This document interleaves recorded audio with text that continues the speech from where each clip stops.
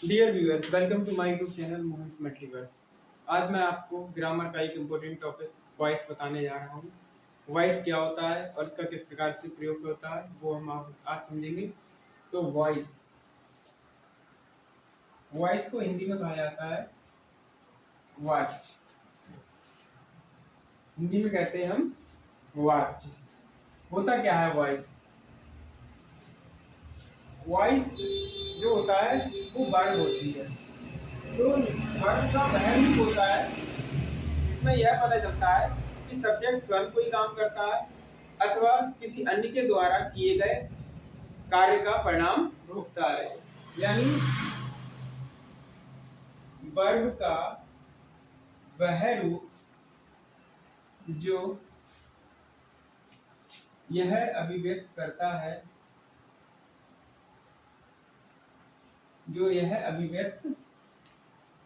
है कि सब्जेक्ट यानी कर्ता स्वयं कुछ करता है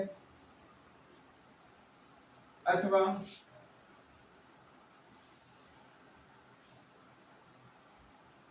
किसी और के द्वारा किए गए कार्य का परिणाम भोगता है। यानी वर्ब का वह रूप यह एक्सप्रेस करता है कि सब्जेक्ट कोई काम स्वयं कर रहा है, डू हिमसेल्फ, और किसी और के द्वारा किए गए परिणाम को भोगता है या किसी और के द्वारा किए गए कार्य का परिणाम भोगता है। तो ये हम एक तरह से इसकी डेफिनेशन कह सकते हैं। वॉइस की परिभाषा ये है। यानी वर्ब का वह रूप होता है जिसमें सब्जेक्ट स्वयं कुछ काम करता है अथवा किसी अन्य के द्वारा किए गए कार्य का परिणाम भोगता है। तो ये हो गया हमारा वॉइस। अब वॉइस दो प्रकार के होते हैं या वाच्य दो प्रकार के होते हैं, एक्टिव वॉइस और पैसिव वॉइस। एक होता है एक्टिव वॉइस और एक होता है पैसिव वॉइस। अब ये एक्टिव वॉइस और पैसिव वॉइस क्या होता है हम आपको ये समझाएंगे कि एक्टिव वॉइस क्या होता है और पैसिव वॉइस क्या होता है।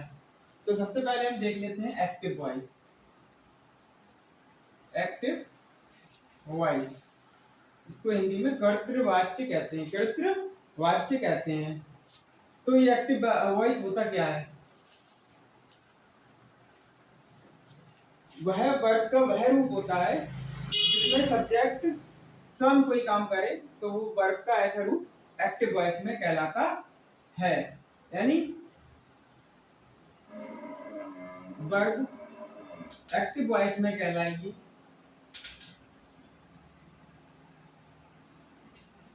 वर्ब एक्टिव वॉइस में कहलाएगी वर्ब एक्टिव वॉइस में कहलाएगी जब सब्जेक्ट स्वयं कुछ कार्य करता हो। यानी जब सब्जेक्ट वह वर्ब जिसका सब्जेक्ट स्वयं कोई कार्य करता हो तो वो वर्ब एक्टिव वॉइस में कहलाएगी। यानी वर्ब एक्टिव वॉइस में कहलाएगी जब सब्जेक्ट स्वयं कुछ काम करता है। यानी एक्टिव वॉइस में कब होगा? जब सब्जेक्ट स्वयं काम करे तो वो कहलाएगा एक्टिव वॉइस में। जैसे हम कह देते हैं, एक एग्जांपल देख लेते हैं, he sings a song. He sings a song यानी वह गाना गाता है। यानी सब्जेक्ट स्वयं कुछ काम कर रहा है। He sings a song. तो ये इसमें जो वर्ब आएगी ये एक्टिव वॉइस में कहलाएगी। यानी वह वर्ब जो एक्टिव वॉइस में कहलाती है जब सब्जेक्ट जिनका स्वयं कोई काम कर रहा होता है। वर्ब एक्टिव वॉइस में कहलाती है जब सब्जेक्ट स्वयं कुछ कार्य कर रहा होता है। तो ऐसी वर्ब एक्टिव वॉइस में होती है। तो आई थिंक कि समझ में आ गया होगा एक्टिव वॉइस क्या होता है। वह वर्ब का वह रूप होता है जिसका सब्जेक्ट स्वयं कुछ कार्य कर रहा होता है, तो हम उसको एक्टिव वॉइस में कहते हैं। जैसे ही सिंग्स अ सॉन्ग। इसी तरह हम और देख लेते हैं पैसिव वॉइस क्या होता है। इसका दूसरा हो जाएगा पैसिव वॉइस क्या होता है, वो समझ लेते हैं। Passive voice passive voice.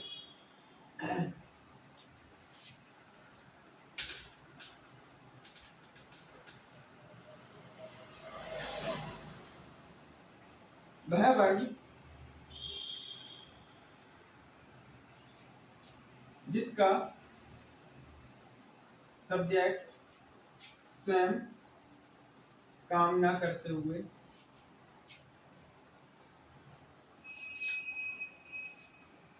बल्कि सब्जेक्ट के लिए काम होता है। वह वर्ग जिसका सब्जेक्ट स्वयं काम ना करे बल्कि सब्जेक्ट के लिए काम होता है, या सब्जेक्ट पर काम होता है, या सब्जेक्ट के लिए काम होता है, तो वह पैसिव वॉइस में कहलाती है। वर्ब पैसिव वॉइस में कहलाती है।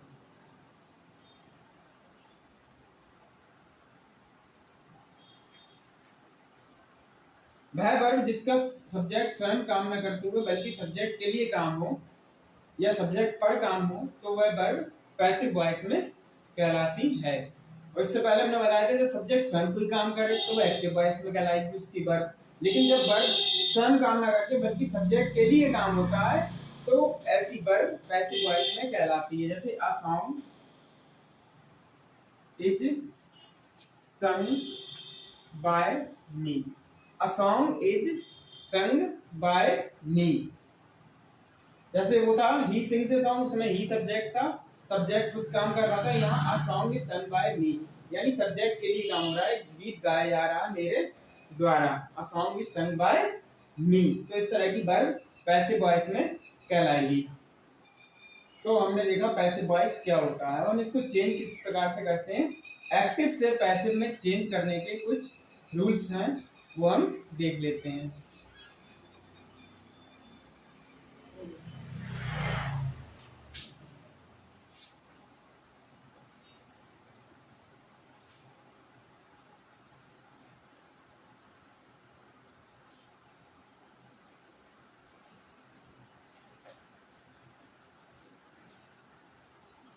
किस प्रकार बदला जाएगा एक्टिव से पैसिव में। एक्टिव से पैसिव में बदलने के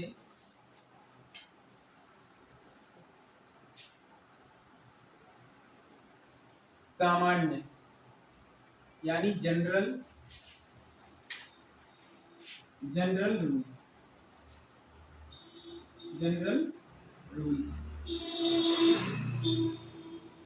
सामान्य नियम इसलिए कह रहे हैं क्योंकि मोस्टली सेंटेंस में ये प्रयोग होते हैं, अधिकतर वाक्यों में इनका प्रयोग होता है जब एक्टिव से पैसिव में बदलते हैं। इसका पहला रूल है, जनरल रूल है, सब्जेक्ट के स्थान पर ऑब्जेक्ट आता है किंतु नॉमिनेटिव केस में, नॉमिनेटिव का मतलब सब्जेक्ट के स्थान पर ऑब्जेक्ट आता है किंतु नॉमिनेटिव केस में। जैसे हमारा मी अगर ऑब्जेक्ट हो, अगर वो सब्जेक्ट की जगह आएगा तो उसका नॉमिनेटिव केस होता है आई। जैसे अस हो, हमारा ऑब्जेक्ट अस आएगा जब सब्जेक्ट की जगह अस का नॉमिनेटिव केस होता है वी। ऐसे ही अगर यू हो ऑब्जेक्टिव केस तो यू का सब्जेक्ट यू ही होता है। और इसी तरह अगर हिम हो ऑब्जेक्टिव केस, ऑब्जेक्ट दिया हो तो उसका सब्जेक्टिव केस आएगा ही। इसी तरह हर हो तो उसका सब्जेक्ट आएगा सी। और इसी तरह अगर इट हो तो इट का सब्जेक्ट इट ही रहता है। और देम हो अगर हमारा ऑब्जेक्ट तो सब्जेक्ट की जगह आ जाएगा दे। इस तरह एक टेबल है प्रोनाउन की, वो आप कुछ पिछले वीडियो में भी मैं बता चुका हूँ प्रोनाउन वगैरह, तो आप उसमें देख सकते हैं और अभी मैं फिर से बता दूंगा। तो दूसरा है सब्जेक्ट के स्थान पर ऑब्जेक्ट आता है किंतु नॉमिनेटिव केस में। इसके बाद ऑब्जेक्ट के स्थान पर सब्जेक्ट आता है। अब ऑब्जेक्ट के स्थान पर सब्जेक्ट आता है किंतु ऑब्जेक्टिव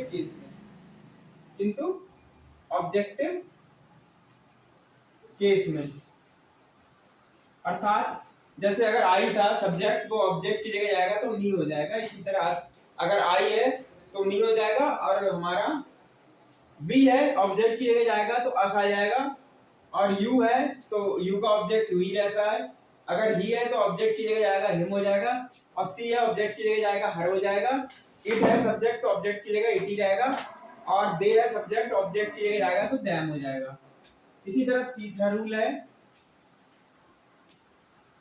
नए ऑब्जेक्ट से पहले बाई लगा देते हैं। अब हमारा जो नया ऑब्जेक्ट बनेगा उसके पहले हम नए ऑब्जेक्ट से पहले बाई लगा देते हैं, बाय लगा देते हैं। और पैसिव वॉइस में वर्ब की कौन सी फॉर्म आती है? थर्ड फॉर्म आती है, वर्ब की थर्ड फॉर्म आती है। अब हम इसको एक दूसरे रूप में देख लेते हैं। सब्जेक्ट की जगह पर हमारा क्या आ जाता है? ऑब्जेक्ट, और ऑब्जेक्ट के स्थान पर क्या आ जाता है? सब्जेक्ट। यानी आई हो तो ऑब्जेक्ट की जगह आएगा मी हो जाएगा, बी है ऑब्जेक्ट की जगह आएगा अस हो जाएगा, ऐसी अस से होगा तो सब्जेक्ट की जगह बी हो जाएगा। यानी एक दूसरे के स्थान बदल जाते हैं। और इसमें वर्ब की हमेशा कौन सी फॉर्म आती है? Third form. और नए ऑब्जेक्ट से पहले क्या लगा देते हैं? बाय लगा देते हैं। एक ये स्ट्रक्चर आप लिख लो, ये रिवर्सिबल का मार्क है, यानी सब्जेक्ट की जगह ऑब्जेक्ट, ऑब्जेक्ट की जगह सब्जेक्ट आ जाता है। तो ये था general rule of active passive voice. जब हम एक्टिव से पैसिव में चेंज करते हैं तब ये रूल लगता है। अब हम देखते हैं इसके अन्य रूल, किस तरह से हम टेंस बदलते हैं। तो इसके लिए मैं एक चार्ट बनवा देता हूँ, वो चार्ट लिख लेना। अगर वो चार्ट याद हो जाएगा तो आप किसी भी टेंस का एक्टिव से पैसिव में बदल सकते हैं। तो वो चार्ट आप नोट कर लीजिए।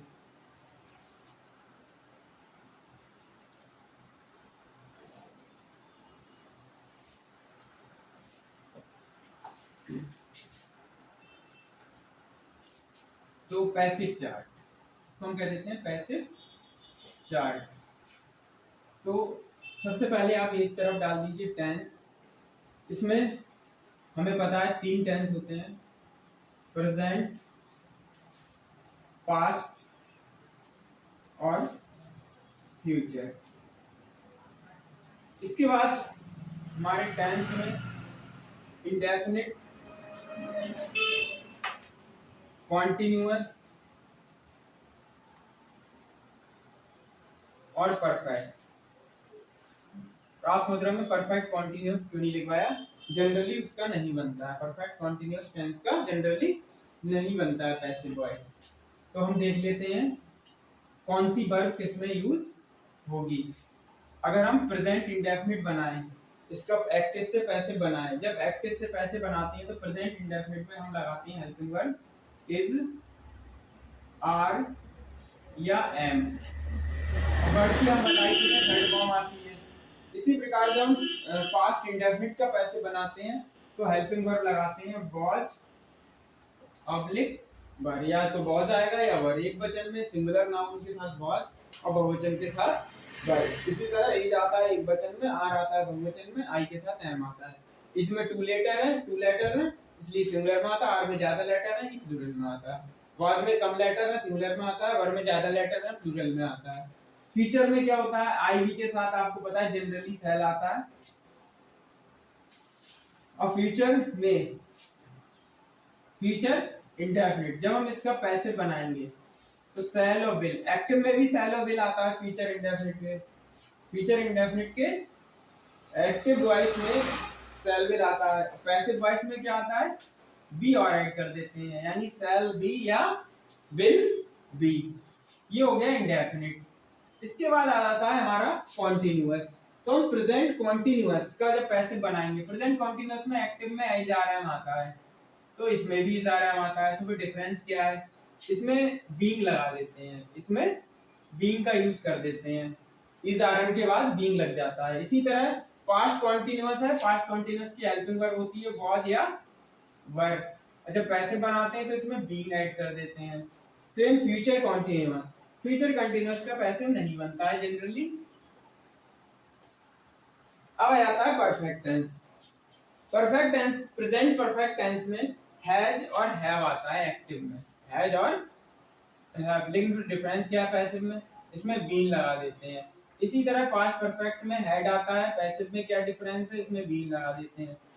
फ्यूचर परफेक्ट की हेल्पिंग वर्ब हमें पता होनी चाहिए, शैल और विल प्लस हैव, ये होती है फ्यूचर परफेक्ट की हेल्पिंग वर्ब एक्टिव वॉइस में।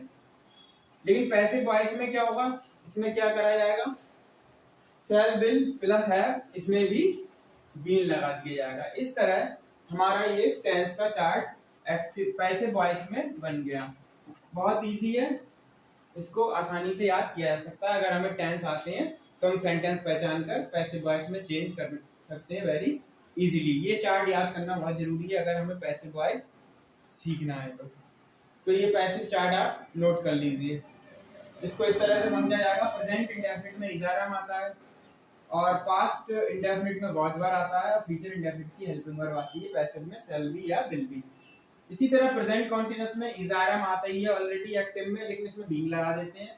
पास्ट कॉन्टिन्यूअस के एक्टिव में वाज वर आता है लेकिन पैसिव बनाने पर बीइंग लगा देते हैं। फ्यूचर कंटीन्यूअस का नहीं बनता है इसलिए नहीं लिखा है, वैसे विल बी शैल बी होता है एक्टिव में। प्रेजेंट परफेक्ट के एक्टिव में हैज हैव आता है लेकिन पैसिव में हैज हैव के बाद बीन लग जाता है, हैज बीन या हैव बीन। सिंगुलर में हैज आता है, प्लूरल में हैव आता है। इसी तरह पास्ट परफेक्ट में हैड के बाद बीन लगा देते हैं, चाहे सब्जेक्ट सिंगुलर हो प्लूरल हो, हैड ही आता है उसके साथ बीन लग जाता है। फ्यूचर परफेक्ट की हेल्पिंग वर्ब होती है शैल हैव या विल हैव, लेकिन जब पैसिव में बनाते हैं तो बीन का प्रयोग कर देते हैं। तो इस तरह से ये चार्ट हमें याद होना चाहिए अगर हम एक्टिव से पैसिव में चेंज करना चाहते हैं तो इस तरह से ये चार्ट आई होप सब समझ लेंगे और लर्न कर लेंगे। इसके बाद कुछ एग्जाम्पल देख लेते हैं।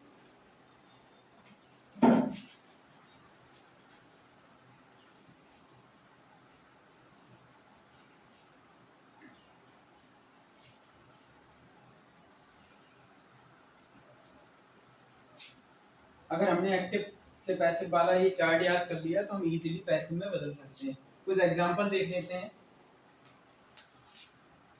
Ram writes a letter, Ram writes a letter, बहुत इजी एग्जाम्पल दे रहा हूँ जिससे जो न्यू लर्नर है वो भी सीख सकें। राम राइट्स अ लेटर, तो हम इसमें देखना है सब्जेक्ट क्या है और ऑब्जेक्ट क्या है। तो इसमें ऑब्जेक्ट क्या है हमारा, अ लेटर, और सब्जेक्ट क्या है, राम, और ये क्या है, वर्ब। तो हमने बताया सब्जेक्ट की जगह ऑब्जेक्ट आ जाता है, तो यहाँ आ जाएगा अ लेटर, और ये चला जाएगा सब्जेक्ट की जगह, ऑब्जेक्ट की जगह सॉरी, और नए ऑब्जेक्ट से पहले क्या लगा देते हैं, बाय लगा देते हैं। नए ऑब्जेक्ट से पहले क्या लग जाता है, बाय। इसके बाद हम देखते हैं इसकी ये टेंस कौन सा है, विच टेंस, ये कौन सा टेंस है, ये है प्रेजेंट इंडेफिनिट। अंश ने सही बताया, अंश वेल डन, ये है प्रेजेंट इंडेफिनिट। प्रेजेंट इंडेफिनिट में हेल्पिंग वर्ब क्या आती है, इज आर या एम। जब पैसे बनाते हैं तो इज आर एम आता है, ठीक है। तो अ लेटर है तो यहाँ पर क्या आएगा, is, a letter is. Verb की कौन सी फॉर्म आती है, थर्ड फॉर्म, और बाय लगा लेते हैं और ये सब्जेक्ट कहाँ चला जाएगा, ऑब्जेक्ट के प्लेस पर। तो ये हमने इस तरह से इजीली बना दिया। एक बताया था प्रोनाउन चेंज करना पड़ता है, प्रोनाउन किस तरह से बदलेगा वो लिख देता हूं यहाँ पर। जैसे हमारा प्रोनाउन होगा, यहाँ शॉर्ट में कर देते हैं प्रोनाउन, प्रोनाउन ऑलरेडी बता चुके हैं। जैसे आई अगर ऑब्जेक्ट की जगह जाएगा, आई का ऑब्जेक्ट क्या होगा, यहाँ लिख देते हैं सब्जेक्ट और ऑब्जेक्ट, सब्जेक्ट और ऑब्जेक्ट। आई का ऑब्जेक्ट क्या होगा, मी, बी का ऑब्जेक्ट क्या होगा, अस, और यू का ऑब्जेक्ट क्या होगा, यू, और ई का ऑब्जेक्ट हिज, और लिख देते हैं सब्जेक्ट ऑब्जेक्ट। सी का ऑब्जेक्ट क्या होगा, हर, और इट का इट ही रहेगा, इट का इट ही रहेगा, और दे का डैम हो जाएगा। दे का ऑब्जेक्ट क्या होगा, डैम। अब लेकिन वजह से वो तो नहीं बदलेगा, जैसे माई पेन, तो माई पेन थोड़ी बदल दोगे, वैसे ही आ जाएगा। जैसे हिज हर सिस्टर, तो हर सिस्टर वैसे ही आ जाएगा, तो वो नहीं बदलेगा। ये बदलेगा ऑब्जेक्ट सब्जेक्ट की जगह, सब्जेक्ट ऑब्जेक्ट की जगह। ये प्रोनाउन चेंज करने होते हैं, सब्जेक्ट की जगह ऑब्जेक्ट, ऑब्जेक्ट की जगह सब्जेक्ट। तो नोट डाउन कर सकते हैं आप इसको।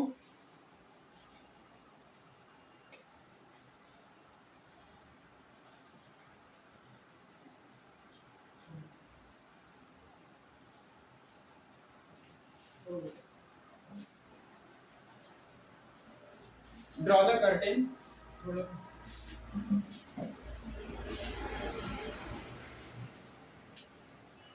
ओके, ये हो गया प्रोनाउन। अब हम कुछ और एग्जांपल देख लेते हैं।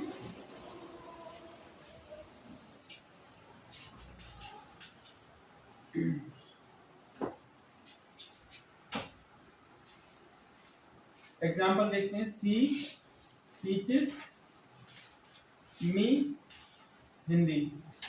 सी टीचेस मी हिंदी, ये भी प्रेजेंट इंडेफिनिट है।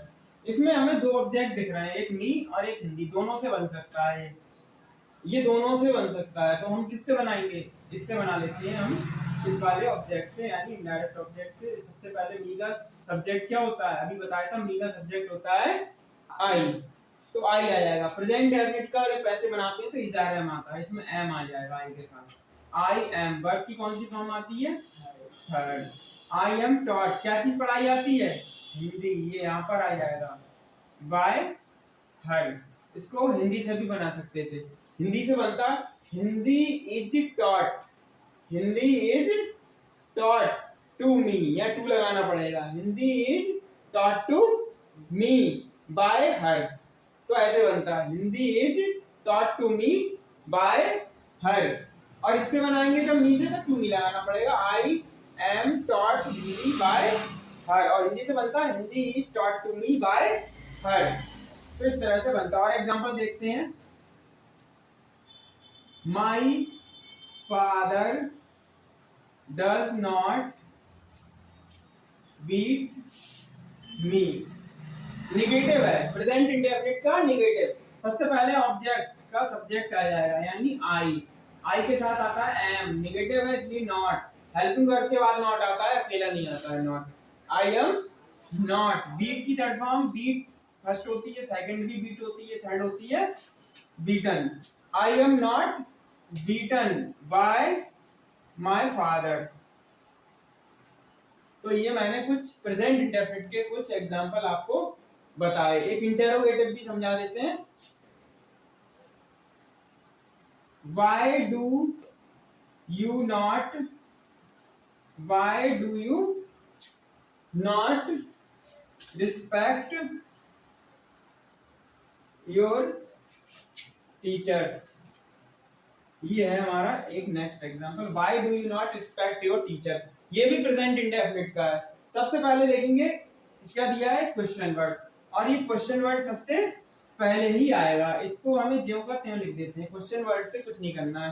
अब हम देखेंगे ऑब्जेक्ट क्या है हमारा। ऑब्जेक्ट है your teachers. Your teacher singular है प्लूरल है? प्लूरल। तो प्लूरल के साथ प्रेजेंट इंडेफिनिट का इज़ार एम आता है, तो योर टीचर्स प्लूरल है तो इज आएगा आर, आर आएगा। लेकिन आएगा कहाँ? स्टार्टिंग में, बिकॉज इंटेरोगेटिव सेंटेंस में हेल्पिंग वर्ब स्टार्टिंग में आती है। तो वाई आर योर टीचर्स, अब हमारा ऑब्जेक्ट सब्जेक्ट की जगह आ जाएगा your teachers. Why are your teachers. Not भी दिया है तो नॉट इसके बाद आएगा, नॉट वर्ब की थर्ड फॉर्म आ जाएगी। रिस्पेक्टेड बाय, यू का ऑब्जेक्ट यू ही रहता है। Why are your teachers not respected by you. इस तरह हमने ये एग्जाम्पल कुछ देखे। इसी तरह नेक्स्ट और भी एग्जाम्पल मैं नेक्स्ट वीडियो में आपको बताऊंगा। अगर समझ में आया तो please like and share and subscribe to your friends. और आपका जो लाइक होता है वो हमारे लिए एक मोटिवेशन की तरह होता है। और आप अगर अच्छा लगा हो तो please share this video. And I hope आपको अच्छे से समझ में आया होगा। Thanks for watching.